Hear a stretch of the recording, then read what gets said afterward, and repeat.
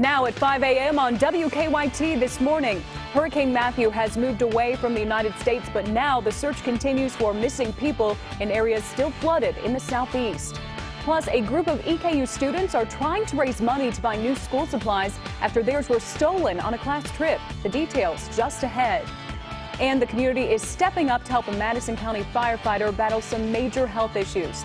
That story, plus your Kentucky forecast, all coming up on WKYT this morning.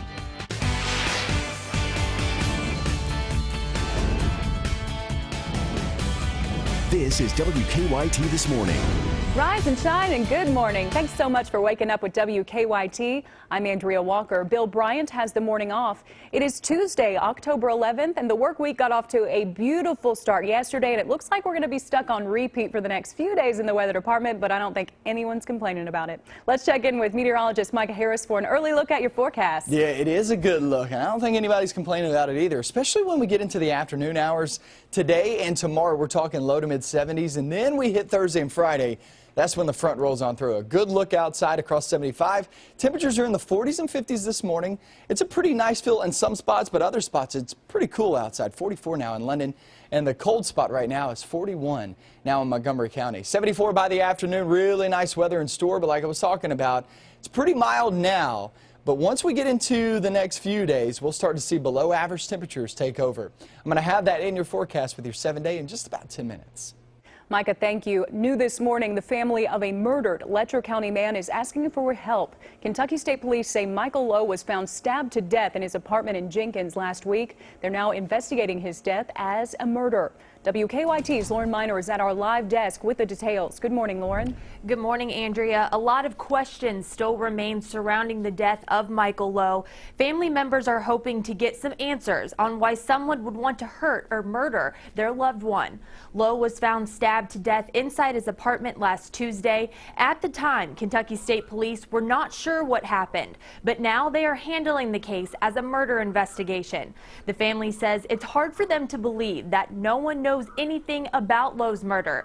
They say the walls are paper thin and that there's always someone nearby.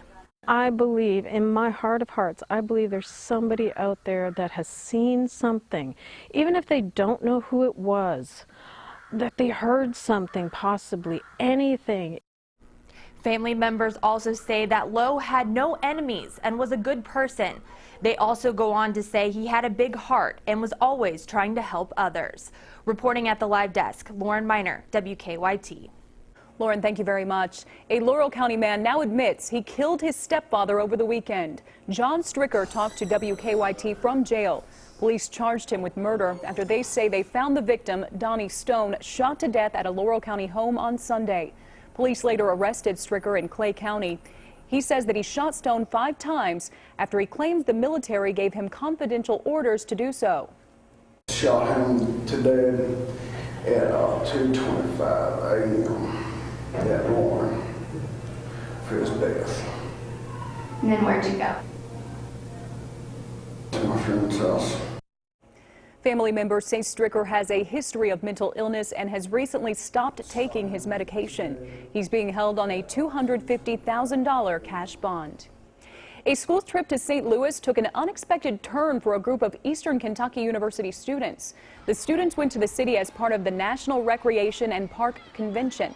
On the last day of their trip, the students went to the city museum. That's when they say thieves broke into their van and stole thousands of dollars worth of their stuff. I definitely was one of the luckier ones.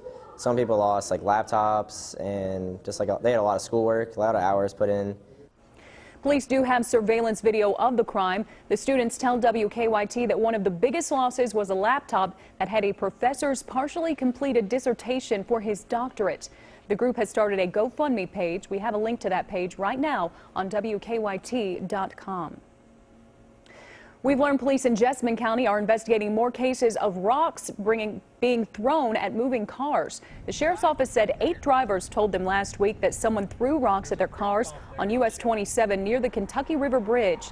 Deputies say 3 more drivers have come forward saying their cars were also hit by rocks last week. There were no new reports over the weekend. Investigators haven't found the person who's been throwing the rocks. They say the only description they have is a man wearing an all-white outfit. The Fayette County Detention Center has some new rules for people visiting inmates. Jail leaders say the new rules are designed to avoid long wait times for visitors. They say inmate visits will no longer be allowed on Mondays and Fridays, and each inmate must make a list of no more than 5 people who they would like to visit. Each of those people can only visit twice a week. Inmates will be allowed to change their visitor list every 90 days. A man is missing near a Barron County lake. The search for that man is expected to start again this morning. Police say 27-year-old Spencer Huddleston hasn't been seen since Friday. His family reported him missing. They said he went fishing and never came back. Police say they found his car and some of his belongings near a bridge at Barron River Lake yesterday, but they didn't see any sign of him. The search is expected to pick back up this morning. Search and rescue operations at Barron River Lake started yesterday, but they didn't see any sign of him. But search and rescue crews in North Carolina are being hampered by historic flooding that killed several people in the state. Reed Binion has the very latest. We're still rescuing people as we speak, right down the street. North Carolina Governor Pat McCrory underscoring the crisis still playing out amid massive flooding left by Hurricane Matthew. President Obama declaring a major disaster in the state, including the city of Lumberton, where crews worked throughout the day to rescue 1,500 people stranded by flooding. The FAA ordering flight restrictions over the area so helicopters could perform aerial rescues. Those not stranded by flooding are heartbroken by the ongoing devastation it's causing. You go in a room and there's nothing. You got heavy furniture and it's all in pieces and it's on the other side of the room or in another room. You know, I don't understand it. If it still keeps on coming, they're going to lose quite a few homes here. Adding to the suffering, widespread power outages. It's a major historical storm that's going to take some time to repair. So many trees down, there's flooded areas that we can't even get to yet, and that's preventing us from being able to quickly restore some outages. Governor McCrory saying that more than 1 million people, a full 10% of the state's population, were likely left without electricity. It makes me want to cry. It's just, it's horrible. People with no electricity, with, their homes. Thousands in the state forced from their homes and taken to shelters. I'm Reed Binion reporting. Many people in Montgomery County are doing what they can to help a business destroyed by a fire. The fire started early Sunday morning at Rayburn's Market in Mount Sterling. It also destroyed 4 apartments above the century-old business. Longtime customers showed up at the market to lend a helping hand to the owner. So deep down his heart, he's really hurting because this was his life. This little store was Ron's life. I love him. God loves him. Hope the people love him enough to come and help him. That's all I can say. The owner says he's not planning to rebuild the store right now. Firefighters are still trying to figure out what caused the fire. The community is stepping up to help a family of a volunteer firefighter from Madison County battling some major health issues. Greg Betzworth volunteers for the Red Lick Fire Department. There's a fundraiser to help him today in Lexington. WKYT's Mike Beyer is live with details from where that event is going to take place. Good morning, Mike. Andrea. That's right. That fundraiser is being held for Greg Betzworth, and it's going to be held right here at Noodles & Company on Nicholasville Road. Now, Betzworth volunteers for the Red Lick Fire Department in Madison County. Lately, he's been battling some major health issues. 2 years ago, he was going through fire school when he noticed he was very weak and felt like he was suffocating. Blood tests revealed the husband and father of 2 only had about half the blood he should have in his body, and he didn't have enough red blood cells. He has had countless hospital stays, testing, and blood transfusions, and it has taken a toll on his family. To help alleviate some of the strain, a close family friend came up with the idea to hold the fundraiser here at Noodles & Company. A portion of the sales will go to help Betzworth. Now, if you can't help out Betzworth by making it out here to Noodles & Company, a GoFundMe account has been set up in his name, and at last check, it has raised over $1,300. Live in Lexington, Mike Beyer, WKYT. Mike, thank you very much. WKYT this morning is just getting started. Still ahead, Facebook is hoping to help employees stay connected without getting distracted. We'll take a look at the newest social media platform coming up in about 10 minutes. Plus, it's a battle of the heavyweights in California. Some plus-size pumpkins are trying to tip the scales and help their farmers take home a cash prize. That story after Micah's forecast. We're in the 40s and 50s this morning, afternoon, mid-70s. That goes for tomorrow, too. But then we get a cool shot of air on Thursday and Friday. I'll show you what that's going to entail coming up in just a few minutes. Now, your zone-by-zone forecast with meteorologist Micah Harris. Pretty good looking start to the day as I don't see any issues outside early this morning as we're walking out the door. It is going to be on the chilly note once again this morning. Good news here is we don't have any 30s outside early this morning. Not right now. We'll see if that holds tight and holds true the next couple of hours. Live sky camera, there's your shot. There's 75. Here's Winchester Road. We're looking toward downtown and I don't see any problems. 52 now in Lexington as you walk out the door. 43. Again there in Monticello, we're one of the cooler spots again this morning. Yesterday we actually reached the mid-30s. The London-Corbin area sitting there at 44 degrees. Cold spot right now is Mount Sterling, Winchester, Camargo, Jeffersonville. Go back towards, say, Bourbon County and Paris, North Middletown. That's kind of the chilly spot early this morning. Sharpsburg, good morning to you guys over in Bath County. 74 degrees by the afternoon. Mixture of sun and clouds. This is a really nice day in store. Now we get into your afternoon, it's going to be a little bit warmer than yesterday. Yesterday was actually pretty nice if you were in the sunshine. If you were in the shade, yeah, it's a little on the cool side. Once we hit the evening hours, it's going to be on the cool side at 67 degrees. Let's talk about this fall front that's heading our direction. Now, this is a cold front that's pretty much like what we felt the last cold front, the last time around, because we're not going to get a lot of rain out of this, but there will be a few showers across the region. I've got a 40% chance of rain in the forecast now for Thursday, rather, as that front pushes on through. Obviously, not everybody gets in on the mix. Most of us stay dry, but heads up for a few showers. Then we head towards your Friday, and some pretty chilly air filters on in. Thursday off into your Friday. So it's going to be very short-lived, but still it's there. Thursday and Friday will be your cool days in the forecast. Then we hit Saturday and Sunday, looks much better. And these small rain chances will be with us, but at least we're getting that rain chance. Let's talk about your 7-day forecast real quick. See what's going on in the next 7 days. Today and tomorrow, like I said, mid-70s, mixture of sun and clouds, pretty nice conditions. Thursday and Friday, looks like that rain will move on through. But remember, most stay dry. Most of us will not see rain on Thursday. And on Friday, I see mainly dry conditions there for Friday night football. I don't see much of a chance of rain. If you do get a rain chance for Friday night football toward the evening hours, obviously I have that in my forecast at 20%. Just note that it's going to be a very light shower at best. These aren't thunderstorms moving through. It's just going to be a shower or two. So for the most part, we're going to be dry. It's going to be pretty chilly, though. Yeah, I noticed a, 11-degree drop between Wednesday and Thursday. That's right. So it's a big front, but it's just not a lot of rain along with it. All right. Thank you, Micah. Pumpkins are starting to show up on porches and yards, but not like the ones for the world champion Way Off. Farmers are near San Francisco to show off some absolutely gigantic pumpkins. Now, the winner of the Way Off gets $6 per pound. Now, that may not sound like a lot, but the cash prize usually ends up being around $12,000 for a 2,000-pound gourd. It's the biggest thing I've ever grown, and I'm real excited to be here. This is my ultimate pumpkin fantasy, to be at Half Moon Bay with something really large. Wow. Cindy Tobeck ended up winning this year's contest with a pumpkin weighing 1,910 pounds. Now, I took the liberty of doing the math on this ahead of time because I'm not that good, but she won $11,460 for her pumpkin, so congratulations to her. Wow. All right, the time now is 5:16 on your Tuesday. Thanks so much for waking up early with us. When we return on WKYT this morning, we'll take a look at your money. How Americans are making it easy on identity thieves, and the stick shift is going the way of the Model T.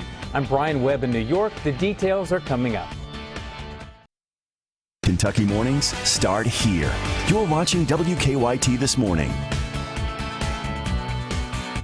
Good morning and welcome back into WKYT This Morning. The time now is 5:19 on your Tuesday. It's important to check your credit score regularly to avoid getting your identity stolen. Plus, Facebook has a new way for employees to stay connected to their company. Brian Webb has the latest on your money. 41 million American adults have had their identities stolen, and another 49 million know someone who has. The new report from Bankrate.com also shows that 42% of people don't regularly check their credit reports, and 28% say their online passwords are mostly the same. The markets finished the day up Monday on the highest crude oil close in a year. The Dow added 88 points, the Nasdaq gained 36. Facebook is hoping to help employees stay connected without getting distracted. Facebook Workplace launched on Monday. It's ad-free and not connected to existing Facebook accounts, so users won't get caught up with baby photos and political chatter. The tool comes with group chats along with live video and a news feed, much like regular Facebook. And only 18% of U.S. drivers know how to operate a stick shift. A new report by U.S. News and World Report says that because of advancements in automatic transmissions and fuel economy, today only about 5% of vehicles sold in the U.S. come with a stick shift. That's down from 25% of cars in 1987. And that's your Money Watch report. For more, log on to cbsmoneywatch.com. In New York, I'm Brian Webb. A new study shows that several major health organizations get funding from the nation's top soda companies, and many researchers are shocked. The data from Boston University shows that the Coca-Cola Company and PepsiCo sponsored at least 96 health groups between 2011 and 2015. Its co-author claims that could have skewed the group's support for health measures pushing for less soda. Sodas have been blamed in the growing obesity epidemic in the United States. The drinks are also associated with an increased risk of type 2 diabetes and heart disease. Time now 5:21 on your Tuesday, and there is still a lot more to come on WKYT this morning, but sports is on the way next. Big Blue Madness right around the corner, and when the season begins, Isaiah Briscoe will be counted upon to be one of the leaders. Will we see him play more in the paint? Also, UK basketball poster collection hits the stand soon. We'll show you what they look like next.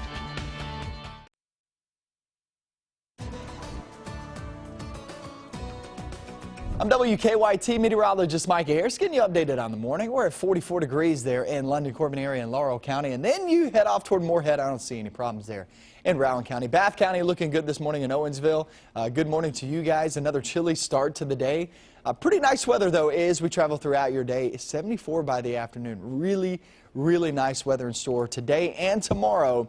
So trying to get those kids outside, you want to go ahead and do that because Thursday and Friday it's going to be pretty chilly, and I'll show you those numbers coming up. First, let's check out sports, see what's going on.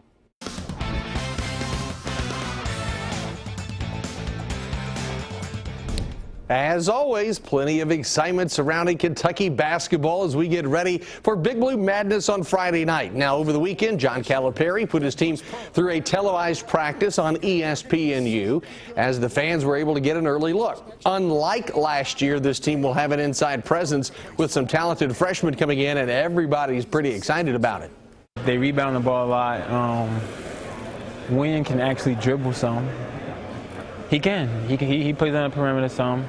Sasha's good, and Bam's a beast. Isaac's got much better since last year. He's more athletic. He's playing with more confidence. So I think that's big for us. I think this team is going to be really fast, and we're going to play a lot of defense. Yeah, Isaiah, he is the defensive guy and loves to get into the paint. The official team posters for the UK basketball season unveiled. They will be distributed at Big Blue Madness and then at Kroger locations throughout the state beginning Saturday. There are 4 versions of this year's poster. Each poster is double-sided with the faces of 2 members of the team on each side and the season schedule between them. In addition to the players, one of the 4 posters features John Calipari and Adolph Rupp, which could be a fan favorite. Speaking of fan favorites, on the football side, Kentucky center John Toth is the SEC Offensive Lineman of the Week. Toth helping the Kentucky offense pile up 258 yards rushing.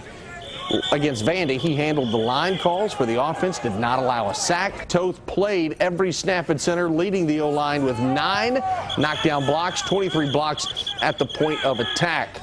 It'll be 2 more months before Tiger Woods will be back. He pulled out of the Safeway Open in Napa, California yesterday. Tiger said he feels strong and his health is good. But he said after several days of practice in California, he feels his game is vulnerable. And the folks out there, when they heard Tiger was playing, they sold 28,000 extra tickets. Now he's not playing. That's a look at sports. Have a great day.